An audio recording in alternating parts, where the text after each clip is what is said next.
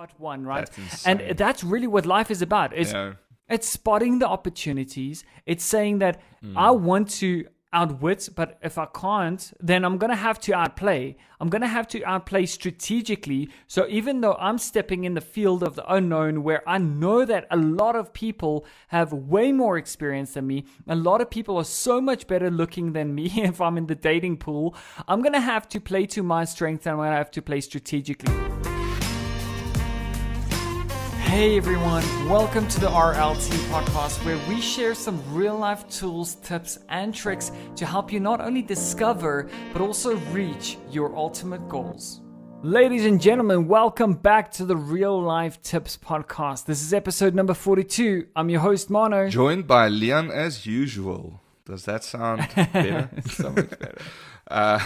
I'm trying to sound like an infomercial. No, welcome back everyone. Get comfortable. This is going to be another hour of juicy information for your ears. You're actually joining us from a very rainy and thunderous South Africa. We've gotten our first summer rain.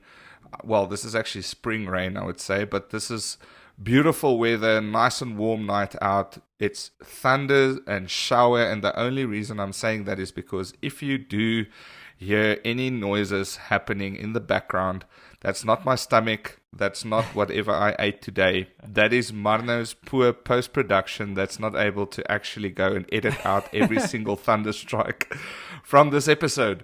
So no, it's a really, really nice night to record. I've been looking forward to this episode for a bit since you said that we wanted to go into this topic. And This is going to be a bit of a fun one. This is going to be a spin on something quite novel and something that everyone, I think, can relate to and knows about. And maybe we're going to draw some conclusions tonight to this topic that maybe you haven't thought of before. So Marnu, maybe lead us in. Yeah, absolutely. I'd be so honored to, Leon, because this has become my passion over the last month or two, or maybe even 3 months by now. So tonight we're going to have a look at Survivor, the reality show. And typically I'm not into reality shows. I absolutely despise them because they don't give me any value in life at all. Usually time wasters. They're time wasters, right? So except for Kardashians. That's legit, right? Yeah, absolutely, dude. I love that. Not a sponsor. Never seen it in my life. Never want to see it. Just heard that it's trash. Anyway, you can't miss it. Honestly. So tonight we're gonna have a look at Survivor, and it's really, really crazy because I've never really considered that there's any value sitting within any reality show. And we chatted about Survivor a little while ago, and I just got to a point where I was like out of options of like what to watch and.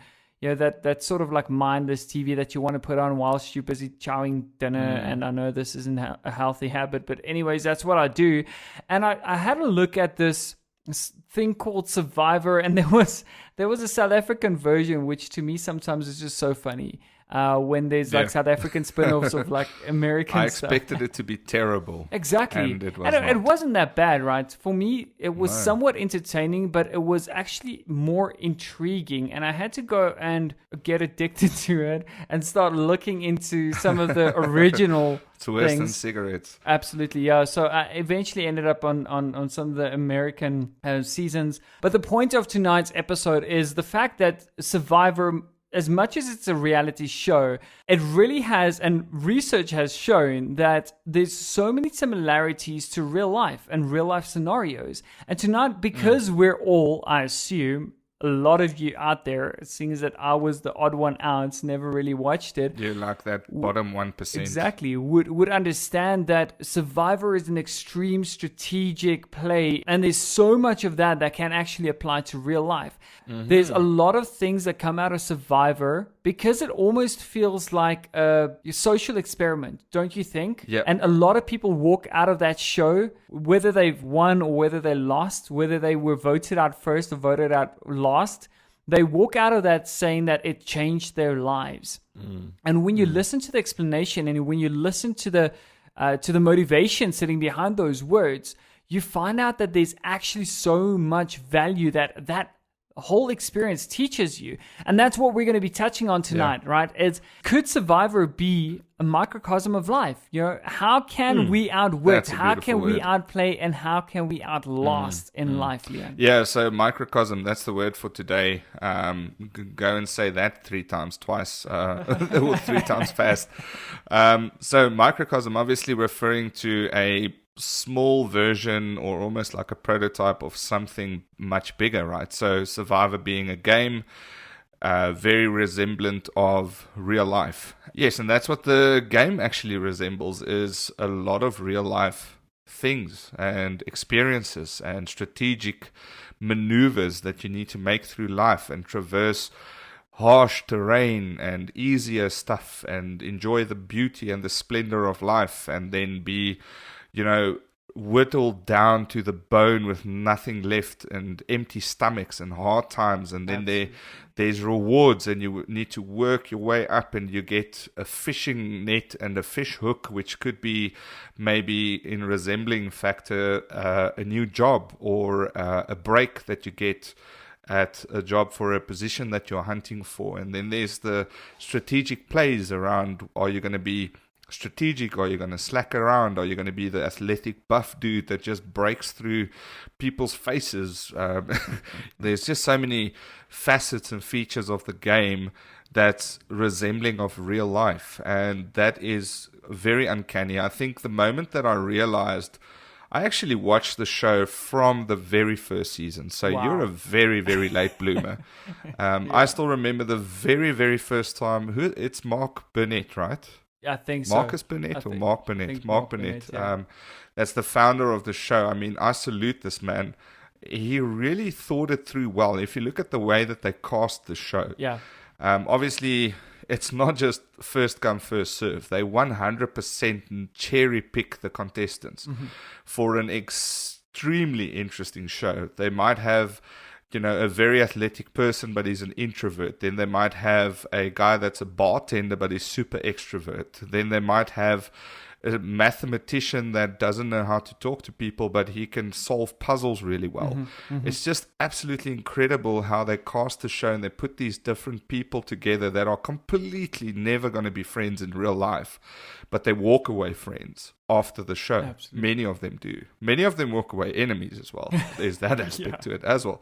But isn't that also like real life, you know? You're not always going to love the people you come across. I think what's so interesting about it is that a lot of these people who end up on the show applied for like 9 years trying to get into that, trying to starve themselves to death on an island. You're playing these extraordinary games in their backyards and challenges. With cows. Yeah, it's pretty crazy, man. Like, who would ever opt into that, and who would wait 9 years or apply year after year after year to get into something like that? Which to me, in and of itself, was already extraordinary. I absolutely love the show. And before we get started with this, can we just say that we are once again not sponsored, not affiliated with Survivor or any of the Burnett, if you are listening to this episode, which I doubt you are, but if you find this in 50 years' time, please sponsor our show. We definitely sent your ratings through the roof, I'm sure. Absolutely. Right, so the angle that we're going to be playing tonight, right, is really looking at this and seeing what can we learn from Survivor and how much of this actually applies to real life. Because as much as this is a game show or a reality show, it really is real life. You know, you're putting real people That's where reality comes from. Exactly. But you it's in the word. But you're putting these people under real strain. I mean, some of these people come out of this game losing so much weight because they went without food for 7 days or 7 days or 9 days at end. And it's pretty crazy the amount of mental, physical torture that they go through in order to win $1 million. And the social dynamic behind it just intrigued me so much, because why is it that sometimes you see these people who are clearly fit built? I mean, I'm talking almost bodybuilder level built, and some of them are actually bodybuilders, end up on the show, and instantly you look at this person, you're like, dude, that person's gonna win for He's sure. Gonna destroy everyone. And what happens? That person gets voted out first or second or third in the game. out of 20 people, doesn't even make it to the final 3 or anything. So in life, I feel that there's so much that we can learn from that. It doesn't mean that, because you're an underdog, you have absolutely no shot. Because, and this is one of the angles that we're going to have a look at tonight, is that you can be an underdog and still make it to the end game. And in some cases, even win the end game, meaning you can achieve success. Even when you look around you and you have a look at what everybody else grew up with, what everyone else sort of achieved in their lives, the things that were just handed down to them, the advantages that they've come across or stumbled across, right? All of these things translate into you thinking that there's absolutely no way that I can win in life. How can I win with these things? And you look at those people and instantly you start talking down to yourself. But Survivor has proved this. And as a social experiment, it has proved that the underdog can win and can make it to the final 3. So that's what we're going to be focusing on tonight, is how can you take the same sort of slogan that this reality show has adopted or put out to the world, which is Outwit, Outplay, and Outlast, and how can you apply that to your own life? Yeah, look, when I looked at this slogan in context to tonight's episode, Outwit, Outplay, Outlast, it actually grew a whole new meaning to me. Doesn't it? And again, I'm not going to, definitely. And I'm not going to become too soppy and be too fanboyish about Survivor. I'm a proper Survivor fan, but it's very uncanny when they thought of this slogan. I would love to meet the person that thought of this, outwit, outplay, outlast, the play with words on how to obviously exceed whatever the balance of wit, play, and last would be, and how to obviously overshadow that. It's just really, really remarkable. And when you start thinking about these words in context to real life, that's once again when it becomes even more revolutionary. And like you just rightfully said, if you think about the biggest billionaires in the world right now, I think there's an argument that they were never the alpha males. They were never, or alpha females, or what do you call an alpha female? I don't know. I don't know, but you know what I'm referring to. They were definitely not the maybe most buff person, most popular, most successful. I mean, if you look at Albert Einstein, he did not have the highest IQ. He was around 160. There were a lot of people with much larger IQ than him that drifted away into, history. Never ever heard of them. It's all about what you do with what you've got at the time. And it's about using wit, your play in life, and lasting through life, and how you can actually be resilient and overcome issues in life. And it's not always going to take brute force, but sometimes it might actually require a bit of brunt and brute force. You could be a very successful billionaire. If they break into your house one day and you need to defend your family, maybe you're going to have to be a bit of a brute. You could be a very lanky, nerdy guy developing the next big thing. And a lot of the muscle-fueled buff guys out there one day might work for you. You might actually report into the guy that you used to pick on at school.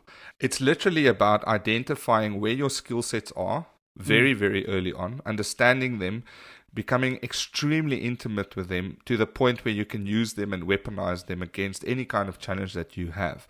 If it's brute force, great. You can become an NFL player, for example. You can go do wrestling. You can go become a bodybuilder or become an FBB champion and do that kind of thing. Or you can just be big and also be smart.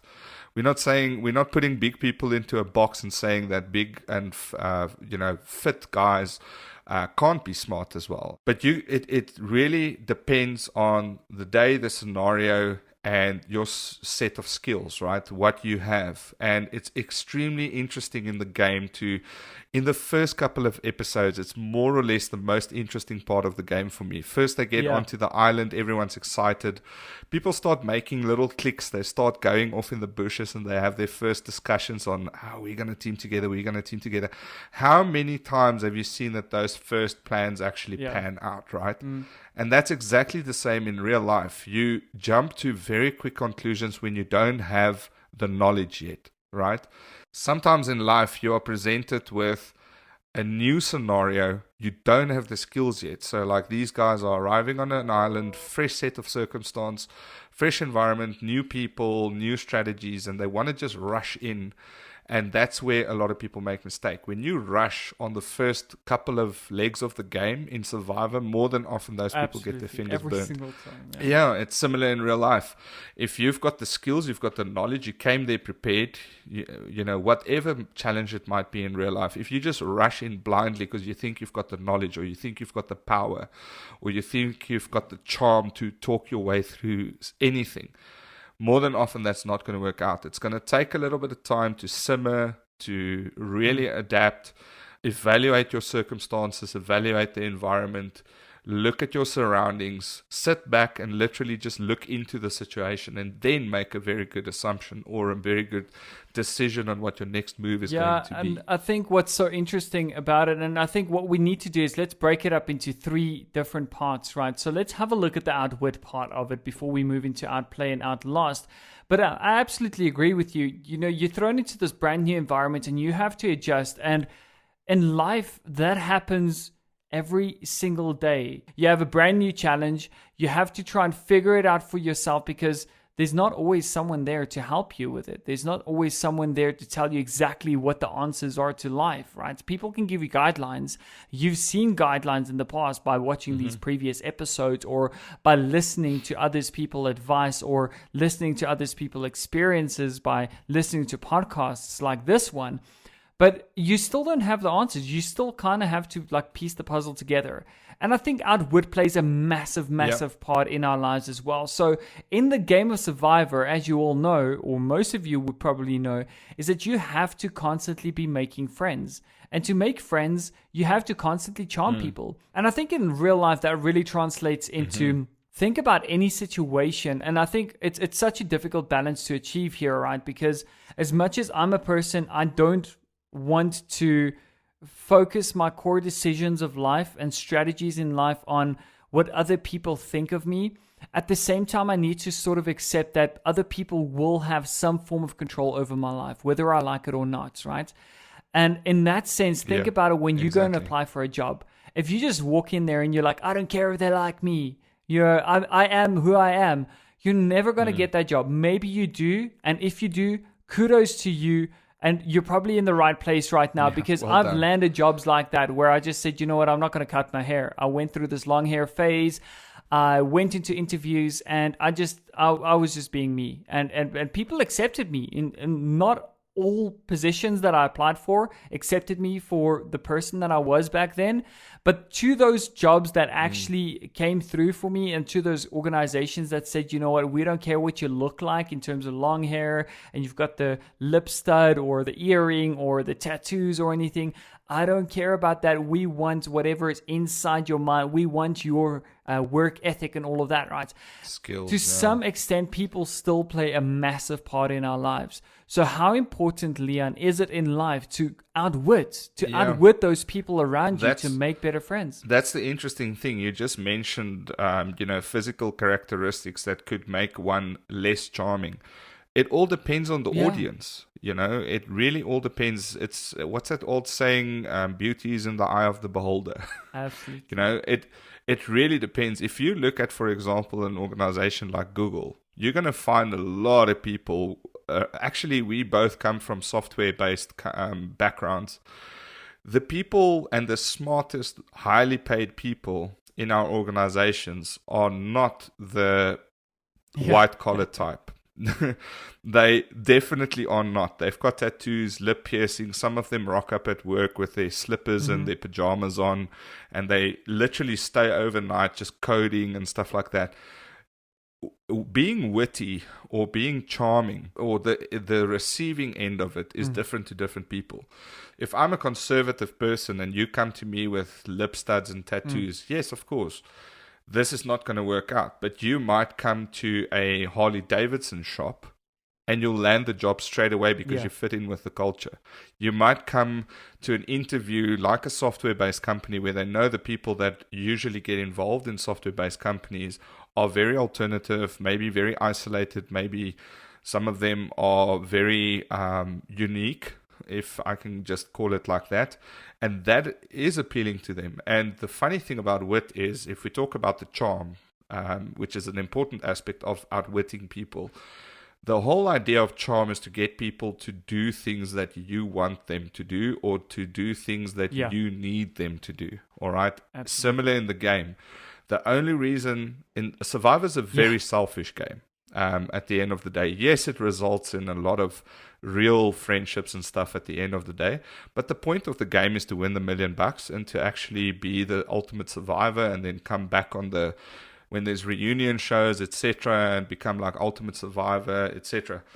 The only reason they charm people in the beginning, and again, I'm saying in the beginning because that's super important, is because they want to make an impression on people from the get-go, so that they can get from that what they need at that point in time.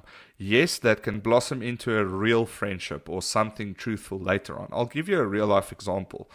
When I worked at my previous company, I was invited to let's say a work function, and members of management and C-level management and even top management was attending at this event, and I didn't want to go. I, in my opinion, had nothing to relate to these people with. I had very little in common with them. They were driving the best cars, living the biggest lives, but I knew that there's something they have that I need, and that is that level of success, right? That's to be able to move in those circles and elevate myself up the ladder, the corporate ladder. Absolutely. So what do? I chameleon, I charm, I talk my way into the right crowds. I look from far away, see what they're interested in, what are they drinking, what are they talking about, evaluate the situation, and slowly but surely wall myself into their conversations. And lo and behold, when I left those events, I would get emails from them. I'll send them a message every once in a while, and you become acquaintances, but more than that. You become a little bit like, I know this dude. I met him at that event. He's a good guy. And those people will rather see you than the guy that faded off in the background at that event. Yeah, because isn't it funny that you can get so much farther in life if, like, you can have absolutely nothing. You can have no money. You can have absolutely nothing in life. No looks, nothing. But if you have that charm about you, it's almost like you can achieve anything, don't you think? Jack Nicholson. Yeah. Yeah, no, 100%. I completely agree with you. I think charm more than often is the foundation to almost all of these others. You can still be bad at playing the game and difficult lasting through the game and going through the tough times. But if you've got that charm and you've got the people's vote, so basically the people that you have charmed, if you've got them in your corner, that's going to literally ride you out a lot through many of the waves. It's the same thing in real life. It's the same thing in corporate. I've realized in corporate, the people that have good friendships with top management get much further, and I dare to say way faster promotions than the people that are playing hard and that are lasting through the tough times and that are bringing the best results. Absolutely. If you've got the right connections in the business and you are literally seen in the physical sense of the word, in the right crowds and moving in the right circles, that's probably going to get you further. Unfortunately, it's an honest truth. It's not maybe it's not maybe what a lot of people want to hear. I'm not saying grit is bad. I'm saying that charm and appealing to people's personal of yourself might get you further. Let me change my wording. Yeah. It might get you further than being way in the background but delivering the best results ever. No, I absolutely agree with you there. It's almost like, it's not like you have to be liked by everyone and that you have to do what other people want you to do to try and impress them. It's almost really just the fact that you almost have this charm around you, so that even when you're doing something that somebody doesn't like, somehow they still like you. They still appreciate you. You're still a likable person. And for that reason, in and of itself, I think charm gets you so far. And I think, as you mentioned, it plays such a big role in life, because not only applying for a job, but think about making sales, and sales equals life. I think in a lot of people, the sooner you realize this, if you can sell something, you're set for life. I used to look down on sales positions as like, this is the worst job in the world and everything. I'm not a salesperson per se. I'm more a technical person.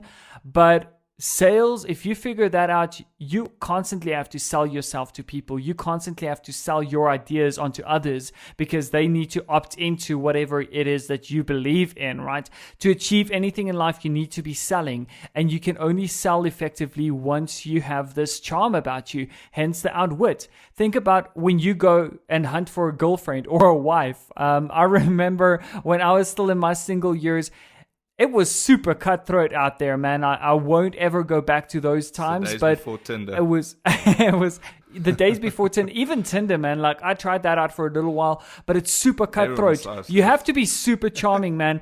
You can be the ugliest dude on earth, and if you hit Tinder and you've got your like little charm going on your bio, then people just hit you up. I don't know, apparently, like, I've seen these posts. It wasn't me, right? But outwitting is such a big part in outwitting is such a big part in real life. Now let's move into Outplay, Leon. I think Outplay has such a big influence as well in this game of not only Survivor, but in life as well. At times we look at whoever is standing around us and we're like, dude, you're built for this kind of stuff. You know, you grew up in this awesome background where you went to university, you had all of these funds, you had your first car bought for you. So you kind of just had like all these advantages, and I stepped into the game and I was like, damn, I had to like build everything that I have here today. So I don't have the confidence you have to outwit or anything. Plus I don't have the physical strength or the mental capacity to be achieving what you're achieving, because sometimes you step into a job and you go up against others who are older than you, who have more experience than you, and all of a sudden you have to constantly compete with all of these different forces. So my key would be looking at outplaying in a more strategic way, using what you said in the beginning, right? Using whatever cards you have been dealt with in life and saying, yes, I don't have the physical strength. Yes, I don't have the money. Yes, I don't have the education and everything. But how can I outplay in a strategic way to try and still beat this person at this job application, or beat this person in what I want to achieve in life? That's a very, very important one. And I think this is the skill set that maybe appeals to most of our listeners. I'm assuming from the statistics and so on that a lot of our listeners are, thinkers, analytical people, smart people, basically.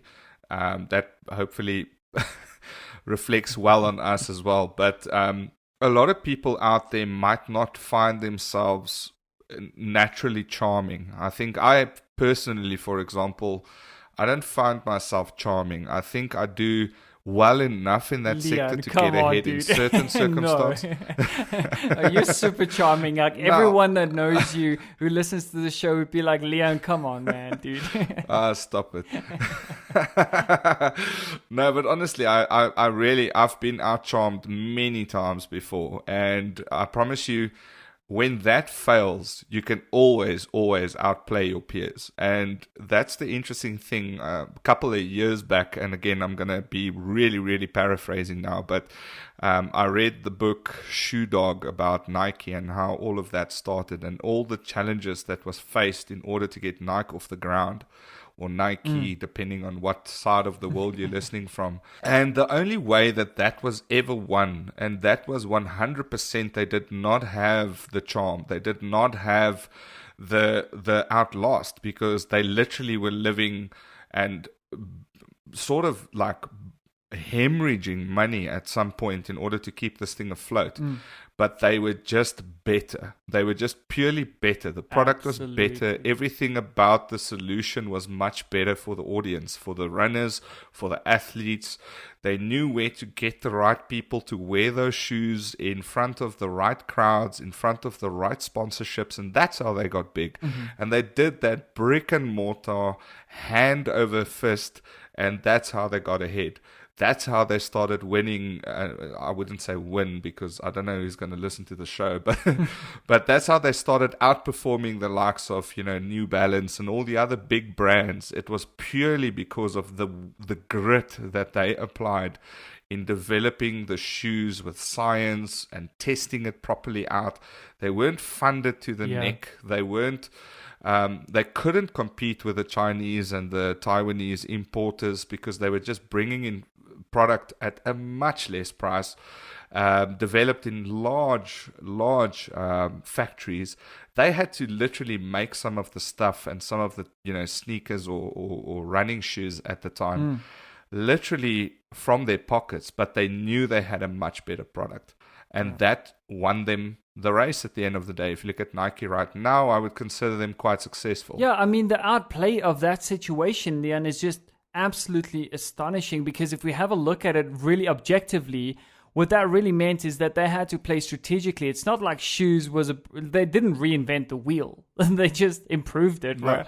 No, absolutely not. They had to play in this arena where there's so many other manufacturers there, and they had to play strategically. And that's what's so amazing about this outplay mentality, is that if you can't outwit, you have to at least outplay, right? In the game of Survivor, it's quite interesting because you feel that there are some people who go and sacrifice more than others sacrifice, in terms of, there was this one guy, woke up early hours of the morning, went and hunted for an immunity idol or hidden immunity idol, right? And every single time he did that, he got one. Like, he probably did this 3 or 4 times in a row, and every single time he went out, he got insane. One, right? And that's really what life is about. It's spotting the opportunities. It's saying that I want to outwit, but if I can't, then I'm going to have to outplay. I'm going to have to outplay strategically. So even though I'm stepping in the field of the unknown, where I know that a lot of people have way more experience than me, a lot of people are so much better looking than me if I'm in the dating pool, I'm going to have to play to my strength, and I'm going to have to play strategically. So does that mean that I'm going to write down some really cool, charming lines, or go and Google some really cool stuff so I can pick up the girls first? Maybe that's the sort of play that you're thinking of. But if that is in a real life scenario in terms of career growth, and you're aiming at this position, you're clearly underqualified, then you know what? You're going to have to walk into that interview strategically and say, you know what? This is my life experience. This is what I've done in the past. And even though I do not have the qualifications, I can absolutely guarantee you that I've got the life experience that proves that I don't just know the theoretical part, but I've learned the theoretical part by implementing it practically. So Survivor is such a strategic game, but so is life, right? It's really about applying a lot of the same mentality and looking in and around you and seeing what the social dynamic is and how can you outperform those specific players, right? Last one, Leon, is Outlast. And you've scraped the surface on this a couple of times now. So I'm getting the feeling that you're really, really excited about chatting about outlasting, because this, I think, is where the word grit really gets summarized. It's like, how do we look beyond just all of the tough times, beyond all of the struggle? How can we look into the future and see what is our end goal and just keep our heads up? Yes, it's like climbing Mount Everest. Every single time your foot slips, you know what you want to achieve. And no matter what, I think mental strength comes in here. Yeah. In Outlast. 100%. You're quite right. So mental, and funny enough, I'm going to bring in a little bit of the physical strength here as well. If you look at the 4 types of players that you usually find within Survivor, we can probably categorize them into the strategic player. So that's the guy that sits there quietly looking and evaluating, and he's making his game 4, 5, 6 moves ahead. Then you've got your likable person. He's just can't get rid of old Frikkie. You know, Frikkie's such a nice guy. We can't vote him out. You know, he keeps helping us. He makes us laugh. He makes food. He's such a nice guy. That works. That works for a lot of people. That gets a lot of people ahead. If then you've got your athletic guys. So obviously the big boys, the guys that spent half their life in the gym just to go and lose it in 40 days. Yeah, absolutely. And then you've got your slackers. You've got your guys that end up in the final four, and everyone watching the show is like, how the hell did that guy get there? Like, he was never on anything. He never featured. He never pissed anyone off. Yeah. He never lost. He never won. He never wrote anything. They didn't even have many interviews with him like they do. And he makes it to the final three, yeah. And he's always in the final three, and you scratch your head and you think, is this guy really going to maybe win this now? And chances are that guy could win it. Then it's dead even, because then you've got tribal council and you've got the jury there, and they might say that guy never ever stepped on any toes. That guy never did nothing wrong, so I'm going to vote him in, right? So you've got those four players. Now, if you look at Outlast, this is where if the tough gets going, the going gets tough, or when the going gets tough, the tough needs to get going.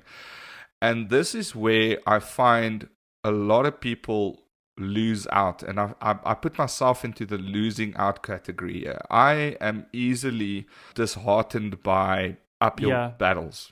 I like to be very prepared, in a very attacking stance, like an offensive stance, almost accepting victory way before it started. The problem is that more often than not, you actually face defeat. And then you need to either be strategic enough to work another plan, or you would have had a B and a C and a D plan already. Or the athletic guys do really well here. Is if you think about a rugby player, for example. Obviously, we're from South Africa, so that's like the only sport we do well in. But if you think about, NFL player or NHL player or whatever, through their pedigree of becoming as good as they are, they've had to go through the worst uphill battles and setbacks and injuries and keep going and keep going and keep going. Outlast is literally taking everything we've done and said, now chuck it out the window and at least just be the last man standing, and take that flame and that flag and bear it and take it forward. So you can be as good player as you want, you can be as witty and as charming as you want. If things get tough, you're going to need resilience, you're going to need dexterity, you're going to need that willingness to move forward and actually go through the mud that's holding you back and just put one foot in front of the other to still make a success out of something seemingly completely doomed. And I think that's what's so beautiful about this, Leon, is because if we have a look at this and bring this back to how does this make a difference in our lives, right? It's because when you think about people going through difficulty in their career, and I've seen so many people facing retrenchments, going through retrenchment, and I'm not going to name any names here, but listen to this, fighting their way back into the company after retrenchment, so to speak, right? Sticking it out and still coming out on top, right? Still getting a better job, still fighting for it. And at the end of the day, won the game of life, after facing all of this. And this is what Outlasting is all about, right? It's about sticking it out even when nobody gives you an option, even when there seems to be absolutely no way out, and like you cannot handle the situation anymore. Thinking back and saying, you know what, in the past I've conquered a lot of things in my life, and as with those tough times, this will always pass. This too shall pass. Yeah. And if you repeat that phrase to yourself in the most difficult times, it's almost like it pushes you through and it helps you to outlast everyone else. And haven't you seen how crazy it is in companies who fail and then they sort of gain their traction again, and the people who stuck around at the end of the day came out on top? It doesn't always happen, but I've seen this happen. So outlasting, applying grit, and really, really fighting towards what it is that you believe in. I think that absolutely teaches us a life lesson in and of itself. So you're absolutely interesting, Leon, diving into how do we outwit, outplay, and outlast in life. I think, Leon, it is time for the real life tip for today. And first things first, Leon, I think I'm going to hand this over to you. Yeah. What would you say is the absolute golden rule to life if you want to outwit, outplay, or outlast? Yeah, man. So very, very, very big tip that I've got here. Oh, yeah. And it kind of encompasses all three, right? Outwit, outsmart, outlast. And the one big tip that I've got is that loyalty goes a very, very long way. And when you think about outwitting and outsmarting and outlasting, etc., a lot of that might be generic at first, right? So if you want to, for example, in my earlier example that I mentioned where I wanted to fit in, let's just call it such, with the higher managerial people in the organization, I did that to further myself to begin with, but everything that came after that was supreme loyalty. That meant that I genuinely found interest into some of the people's lives. I wanted to know what they were about. I would back them up if they were having some issues. I would be there for them in their hard times. They'll be there for mine, etc. And this applies in every aspect, whether it's outlast, whether it's outplaying someone. Loyalty is your best friend. It goes a very, very, very long way. That's my first tip. I only have two for today. The other tip that I've got, and this is something that I found very interesting, especially talking about Survivor. So I don't want to give most of my cliche tips that you would probably find just relates back to the topics that we just discussed. But the one thing that we didn't really go into is to not be wasteful, right? Oh, yeah. Always think about stretching a hand out, helping people around you. Everything we just spoke about is about winning, right? The whole object of Survivor is to win.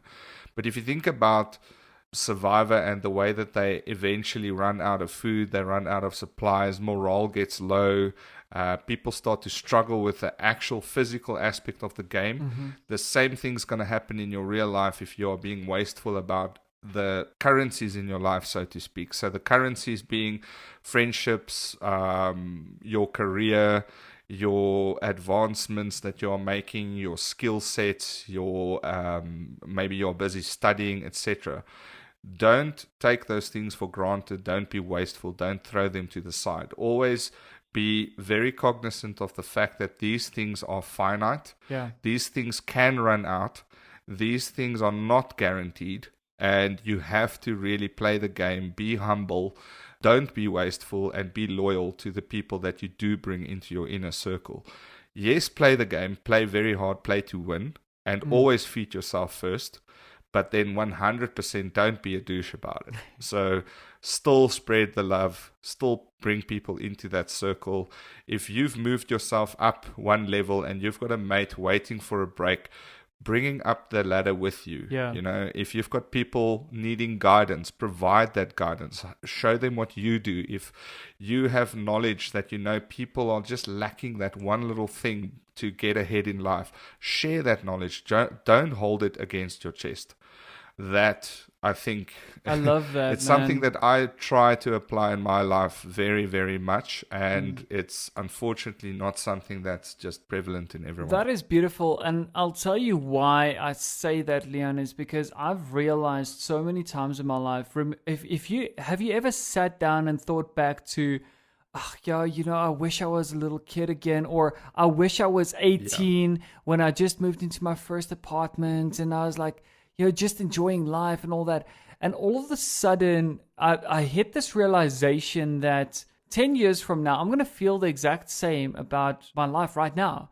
So it's almost like you start needing to cherish every single moment. So sometimes when I sit down and I think, I'm going through such tough times right now, I wish that this would just end. I wish I could get to the next phase or stage of my life because I'm just done with this. Sometimes you have to look at it and say, I'm not going to be wasteful. I'm not going to waste the resources that I have available to myself now. And here's a simple example is like, I don't have kids. I've said this so many times. I want kids. I'm going to have kids definitely when the time is right. In a couple of years, I'm planning to have kids. But for now, sometimes I get frustrated with like, why isn't my life going anywhere? And I sit down and I think to myself, you know what, one day is one day. I'm going to look back at this day and I'm going to say, I wish I wasn't so wasteful with my time, with my resources, with the money that I have available to myself to just enjoy life. So don't be wasteful. Absolutely love that, Leon. Solid tips that you've provided us there with.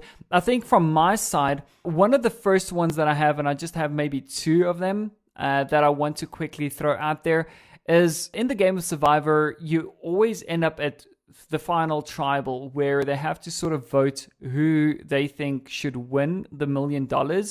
And that sort of defines the entire game, right? So the whole point of Survivor is surviving and then getting to the tribal and having people like you enough to vote for you to win.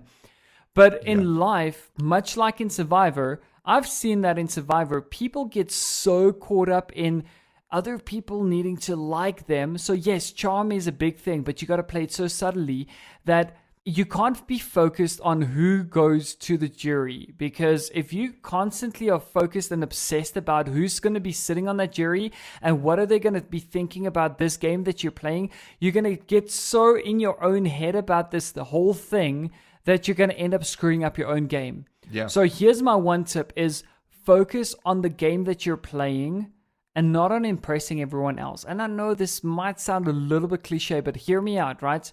So if you constantly think about impressing your parents and what your parents are trying to like make you achieve in life and what they wanted you to achieve in life, what your grandparents wanted you to achieve in life, you're going to get so in your own head about what it is that the moves that you're currently making that you're going to end up so unhappy. The same thing goes for if you're in a relationship or if you're married and you're constantly living to keep your partner happy in life. I think that you're just going to get out of life laying on your deathbed and saying, I wish I had just lived my own life, lived according to the moves that I wanted to make in life. So that's my first and, first out of two tips. The second one I wanted to point out is in terms of spotting opportunities, right? We spoke about this earlier on, and I wanted to quickly just touch on that once more just to bring it to the surface. Is that just with the example that you gave with Nike and how they were looking for opportunities, how they were looking for strategic plays to achieve their goals at the end of the day. I think in life, we all need to be open to opportunities. You need to be looking for opportunities in every event in your life, as little as it may seem at that moment. It might be the worst scenario ever. Even in your failures. Yeah, exactly. Like I'm going to tell you guys a quick story again that happened to me quite a while back. I think I mentioned this in one of our first episodes. But long story short, moved in with a girl. Everything out of my house disappeared. That was the lowest point in my life, right? Everything out of my house disappeared all of a sudden, and so did she. So we can all draw the dotted lines together. But the point is that I looked at that immediately as this is the lowest point. I don't know what I've done with my life. Everything's gone to hell. Where am I going from there? And then a week later, I woke up and I was like, you know what? This is an opportunity. Everything that I didn't like in life or just was handed down or it was just a bunch of hand-me-down stuff anyways, disappeared out of my life. Now I have an opportunity to build a brand new house or apartment, home for myself, buy the things that I wanted to fit into my place and all that. That situation gave me an opportunity. That's pretty much what it came down to. So find the opportunities inside every single challenge that you face in life. Those are my only two tips, Leon. I think it's been an absolute hit of an episode. I always enjoy talking about Survivor. I've been chatting about Survivor to everyone. So thank you so much. We're going to have to cut this eventually. This can carry on for quite a bit. Carry on forever. Let's not go into the dynamics and who thinks who's going to win. I think we can do a follow-up episode. So there you have it, ladies and gentlemen. Is Survivor a microcosm of life? And how can we outwit, outplay, and outlast? I hope that you guys have derived some great value from this episode and from our show thus far. If you have, go ahead and rate and review us. We're really, really, really trying to grow the show. We're actively participating in a lot of additional things to try and expand our audience. But it's been an absolute pleasure having you guys here with us. Enjoy the rest of your week. Go out, go and outwit, outplay, and outlast. This is me signing off, Mono. Epic episode, man. I enjoyed that. That was awesome. This is me, Leon, signing off. We'll see you next week for another exhilarating episode. Thank you so much for joining us. Enjoy the weather if you're in South Africa, if you're in the north. So sorry to hear. Enjoy, guys. Stay safe. Cheers. See you on the next one. Cheers.